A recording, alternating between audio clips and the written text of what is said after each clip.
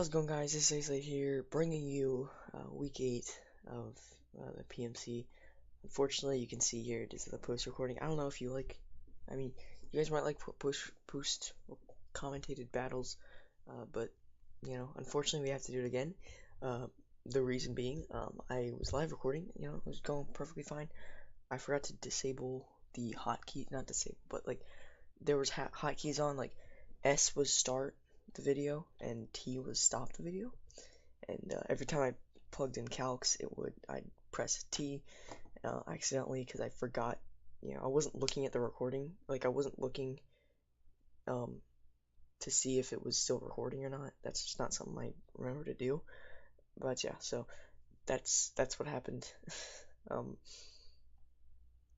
Yeah, so I was doing the calcs, and every time I hit T when I was doing the damage calcs, it would stop the recording, and every time I hit S on the every time I typed in S, it would start the recording again. So ultimately, that just did not work. It's just a bunch of different little bits.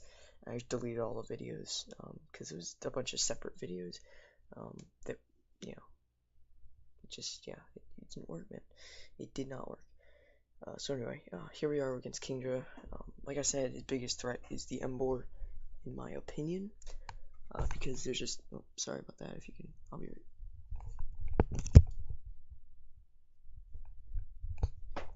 Okay, I'm back. I just had to check on something. Alright, so, like I said, Emboar is his biggest asset against my team.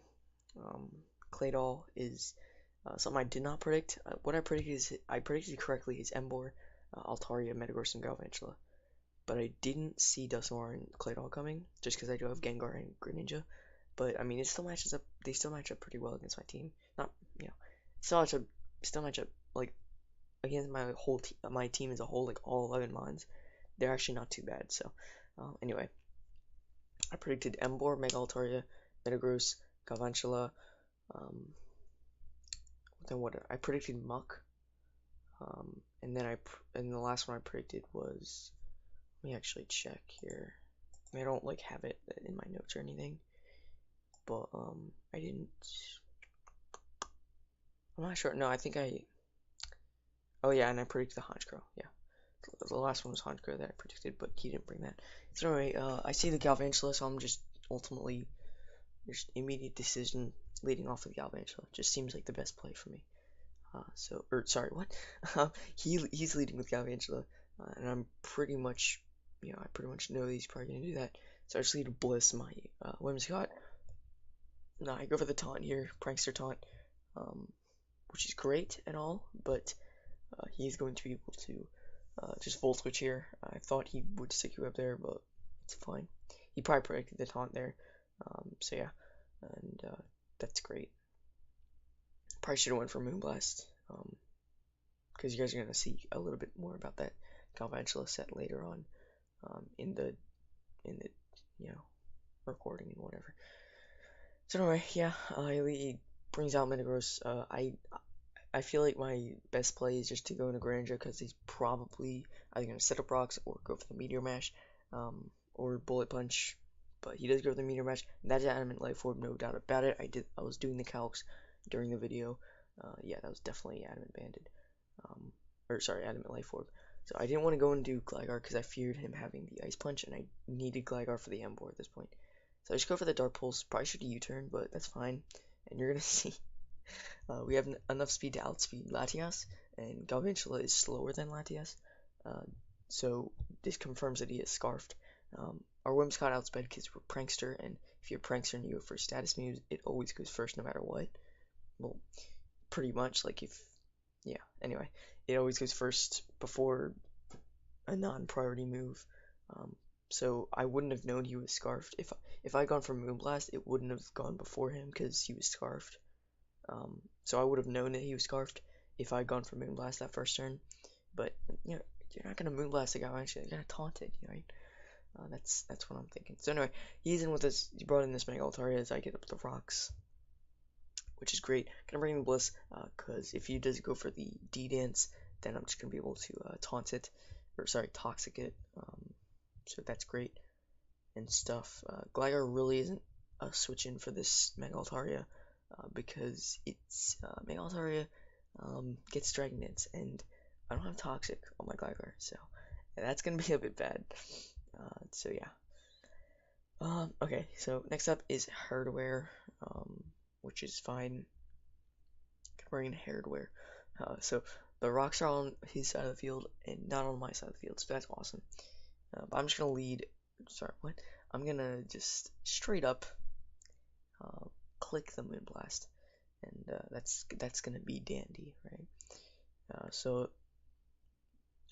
Now I'm forced to switch. I'm gonna go into Gligar because my Greninja isn't there anymore. Even if it was, I died to another Meteor Mash.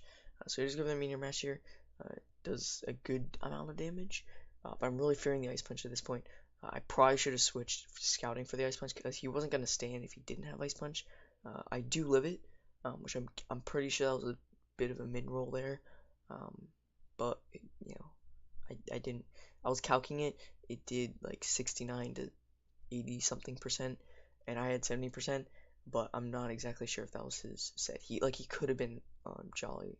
He could have been Jolly Life Orb, but I'm not sure. But anyway, so he's gonna go back into this Mega Altaria, which is just annoying as heck. It's annoying as hell right now. So he's gonna go with the Dragon Dance.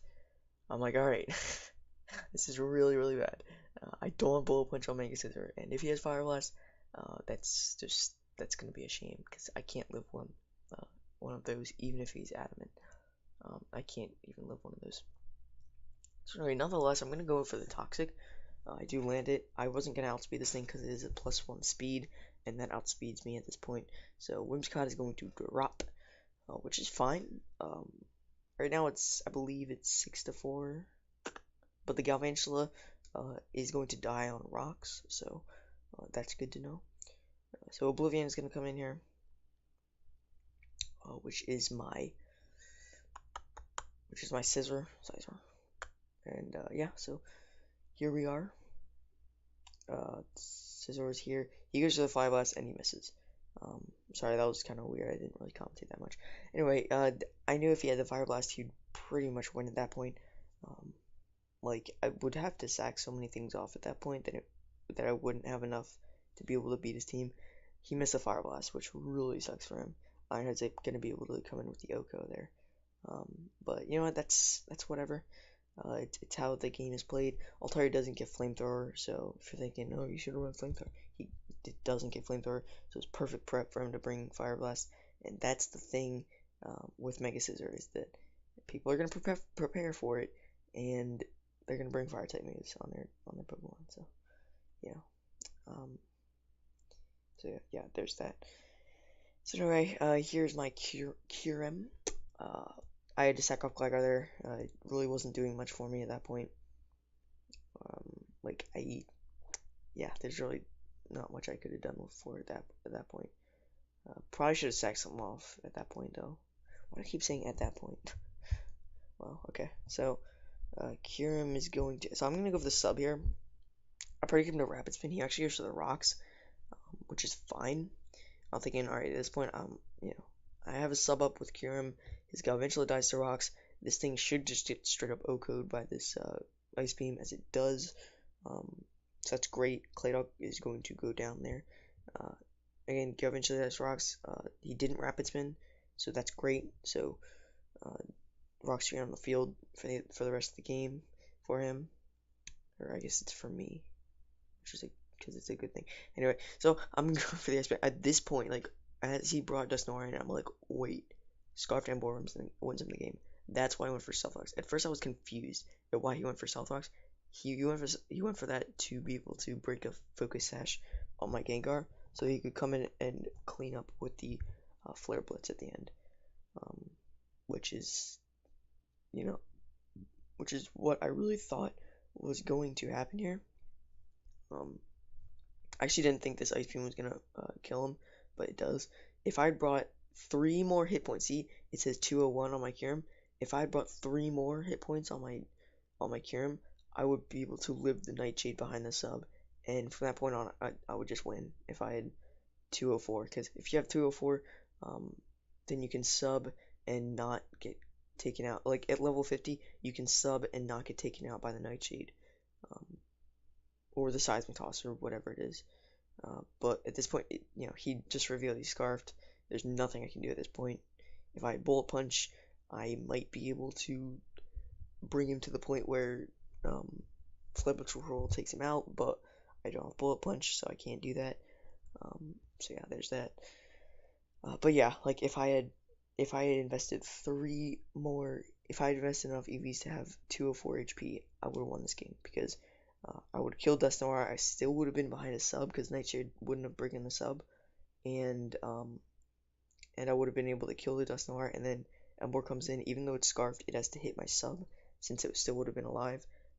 And then it breaks my sub, and then I just Earth Power and kill it at that point because Scarfed Ember is not taking in Earth Power from Kyurem. I calced it. So anyway, it was a 2-0, but technically, well, no, technically it was a 2-0, but in my mind it was a 1-0 because Galvantula was dead at that point. There's nothing he could have done to keep it alive because there was, rocks, stealth rocks were on the field, and he would have gone down if he got hit with the rocks. So anyway, that's gonna be that.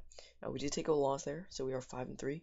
But looking at the scoreboard, or not the scoreboard, looking at the spreadsheets of the PMC, we're still pretty good.